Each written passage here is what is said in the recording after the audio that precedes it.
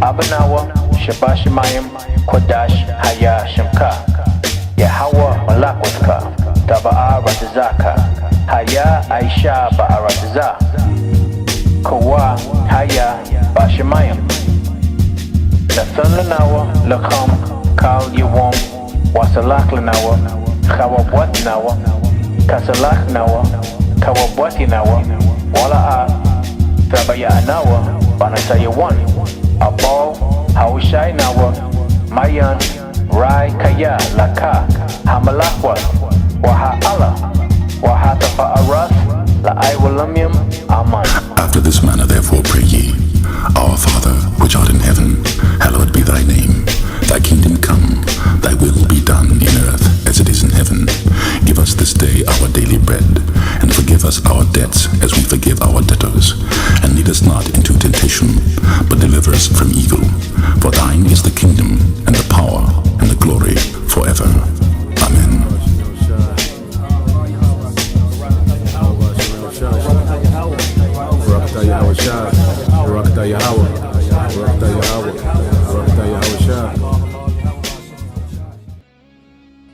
First and foremost, I want to give all praises, honor, great glory to Yahweh, Bahashem, Yahushai, Bahashem, Rakapadash. Double honors to the apostles and elders of Great Millstone that rule well. Salutations to the elect, pushing this truth to the four corners of the earth and truth and sincerity. In this particular video, we're going to be touching on how the weak are now saying that they're strong. The weak that we're going to be talking about in this particular video is Iran and North Korea. And the reason we're focusing on Iran and North Korea is because these two places have a burning hate for America. And they're also moving to become nuclear powers. And them getting up their conventional warfare and also becoming a nuclear power is what's making them strong. One of the reasons why North Korea and Iran were weak is because the UN and America had arms embargoes on them. Right, so let's look up arms embargo. And it's an arms embargo is a restriction or a set of sanctions that apply either solely to weaponry or also to dual-use technology. So North Korea and Iran had arms embargoes put on them. But as of October 18, 2020, the arms embargo that was put on Iran has been lifted. But I believe North Korea still has the arm embargo put on them. This means that Iran can now purchase conventional weapons. And Russia and China said that they are ready to sell to them. Let's look up what conventional weapons are. Conventional weapons. Conventional weapons include small arms, defense shields, and light weapons, sea and land mines, as well as bombs, shells, rockets, missiles, and cluster munitions. These weapons use explosive materials based on chemical energy, as opposed to nuclear energy and nuclear weapons. See, there you go. So Iran is now getting up their military might, and Iran and North Korea both are moving toward becoming a nuclear power. Before I get a little too ahead of myself, let's hop inside of these scriptures. So let's go get Joel chapter 3. Let's start at verse 9 and go to 10 and we read. Proclaim ye this among the Gentiles, prepare war. Wake up the mighty men. Let all the men of war draw near. Let them come up. Beat your plowshares and the swords, and your pruning hooks and the spears. Let the weak say, I am strong. Right. And when you look at plowshares and pruning hooks, you notice that these are what? These are farm instruments used to cultivate the land. It said beat your plowshares and the swords, and your pruning hooks and the spears, which is what? Weapons of war. And these smaller nations like Iran and North Korea are doing that. They're getting up their military might. Iran through its conventional weapons and also moving toward being a nuclear power, and also North Korea moving toward being a nuclear power as well. And the reason that I keep bringing up these two nations becoming a nuclear power, because that is prophecy. Whoever's a nuclear power is going to shoot their nukes upon America. Spoken about in Jeremiah, the 50th chapter. Well, now you can see these two nations fit Joel, the 3rd chapter, perfectly. And for further proof, I want to show you some videos of North Korea and Iran flexing their military might muscles, so to speak. So let's get inside of these clips and then wrap this video up.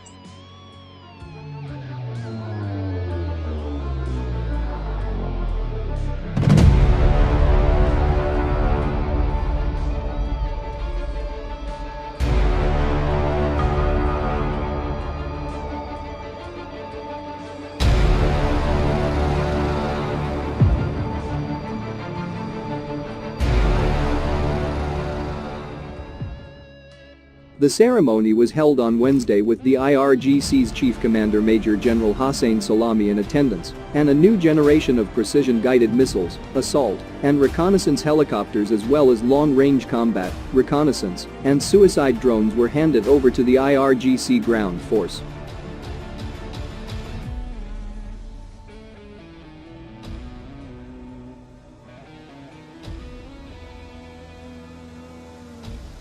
Anti-tank and precision-guided missile systems combined with other weapons and additional ammunition were among the state-of-art defense equipment that would increase the operation speed and power of the Ranger, combat, and armored forces and artillery units of IRGC ground force.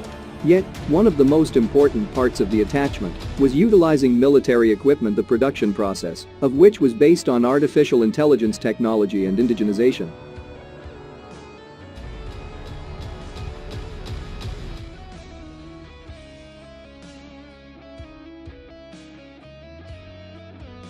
Improved accuracy, control, fire amplification, smartness as well as increased effective range, volume, and power of fire against threats are other features that can be considered for a significant part of the attached equipment. Also in the logistics support section, a set of multi-purpose, artillery carrier, and combat tactical vehicles were handed over to the ground force.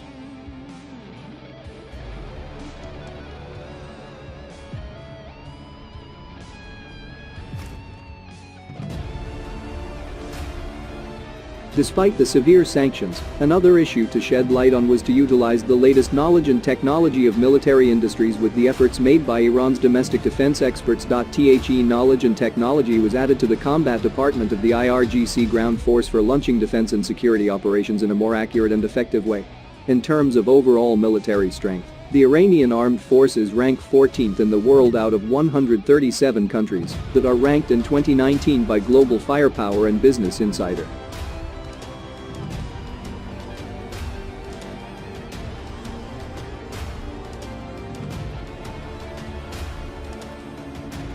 With some 523,000 active duty forces and another 350,000 reserves, Iran has the largest standing military in the Middle East. The active forces are comprised of 350,000 in the regular army and at least 150,000 in the IRGC, which is the most powerful forces in the Iranian military. In a sign of its importance, IRGC Commander-in-Chief Hossein Salami reports directly to Iranian Supreme Leader Ayatollah Ali Khamenei.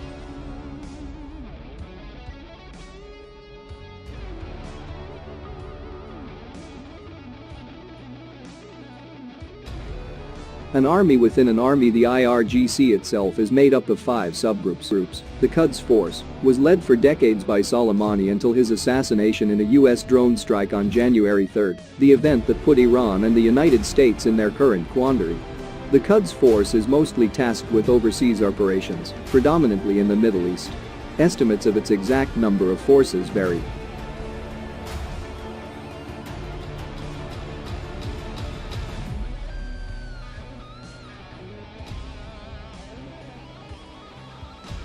But Jack Waitling, a research fellow at the Royal United Services Institute, told NBC News that it is a divisional strength military formation of around 17,000 to 21,000 members. Perhaps more importantly, the extraterritorial use of the Quds Force provides for the enlistment of various Shiite militias that number, according to The Guardian, up to 200,000 fighters. The militias operate in at least 5 countries in the region.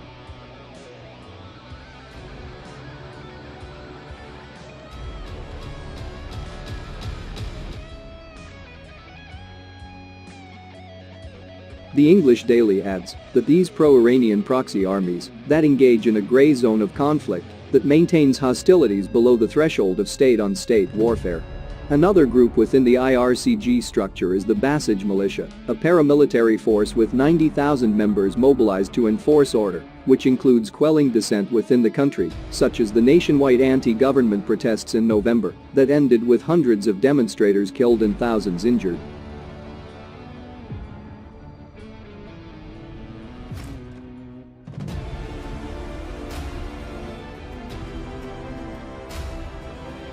Like many related institutions in Iran, the Basij was first formed as a volunteer force during the Iran-Iraq War. but it has since become an entrenched and feared part of the state, the Washington Post reported. Also operating under the IRCG umbrella are the 20,000 service personnel in the naval forces, which rely first and foremost on waves of armed patrol boats in the Strait of Hormuz.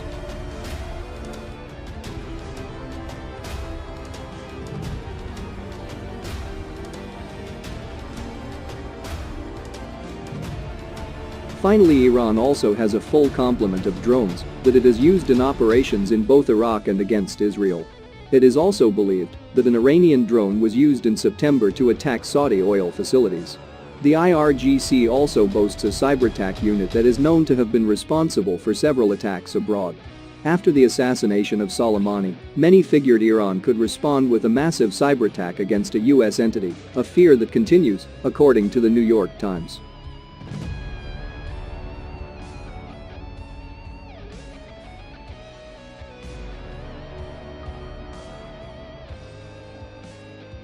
Most analysts have predicted that Iran would not venture into an open conflict with the United States over Soleimani's killing, but would instead use its assets to conduct asymmetrical operations to try and harm U.S. forces or American interests in the Middle East.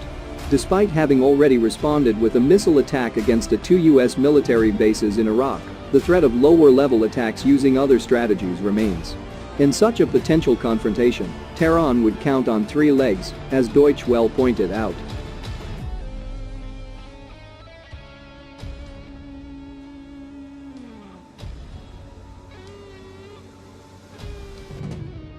One leg is defense before the border, namely the operation of Quds Force units outside Iran to attack U.S. forces. The other legs of such a strategy are the use of long-range missiles to strike further away U.S. targets, or an attempt to shut down the Strait of Hormuz and send global energy markets into a death spiral. In the event of a conflict involving action in the Strait of Hormuz, Iran can count on the world's 4th largest oil reserves of more than 150 billion barrels to sustain it during such a blockage. Tehran's concern of a land invasion of its territory is probably quite low, as according to some Western estimates quoted by The Guardian, such an incursion would require an improbable 1.6 million troops in order to prevent an Iraq-style counterinsurgency from emerging against U.S. forces.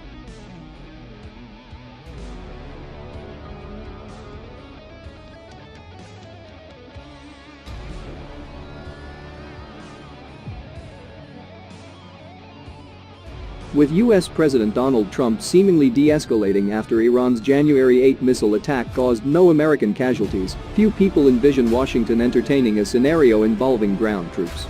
The Iranians have a well-publicized and highly controversial nuclear program, but do not currently have the capability to make a nuclear weapon. They have a ballistic missile program, but no long-range missiles that can reach the United States, The Atlantic noted. It added that Tehran lacks any major friends in the region. Iran has decent relations with Russia and China but no stalwart, great power allies.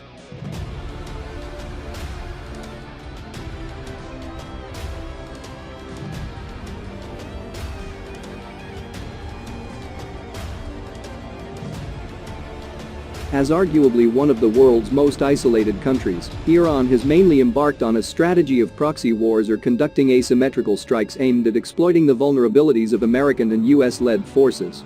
The Iranian military, which is the 8th largest in the world based on active personnel, is suited to pursue a strategy of asymmetrical warfare.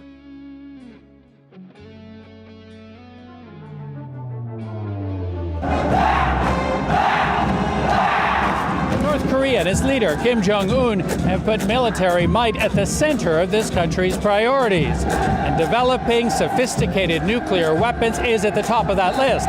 It's not just about being able to use all this firepower, it's about the deterrence, being able to show it off. And today, on the country's big national holiday, leader Kim Jong-un was showing off. Missile after missile on trucks and launchers, weapons already seen and weapons newly revealed. This one, for instance, seems to be a new intercontinental ballistic missile, the kind of thing Pyongyang has been threatening to hit the U.S. with in a nuclear attack. But experts say it's not clear if this really is a working weapon or just a future design, a mock-up for show. There were also new warnings. In a speech, a key advisor to Kim said North Korea would answer all-out war with all-out war, nuclear war if provoked by the U.S. Other officials later said U.S. President Donald Trump's tweets are too aggressive, pushing the risk of conflict to the edge. Trump has also sent an aircraft carrier strike force to the waters off North Korea's coast and hinted at a possible preemptive strike. Among the tens of thousands participating in today's parade, there was plenty of bravado. We've become a strong country who can instantly vanquish invaders, says Choi Jin-seo.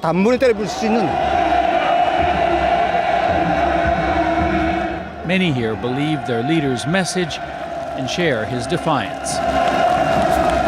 But listening to the rhetoric and watching all this, many experts believe North Korea is beyond the point of no return, that there's just simply no way to convince Kim Jong-un to give up his nuclear program, and very few military options to force him to. Sasha Petrusek, CBC News, Pyongyang, North Korea. Well, I hope that was edifying. And with that, I want to say, call Allah, Yahweh, Bahashim, Yahweh Shai, Bahashim, Rakakadash. And with that, I'm going to say shalom.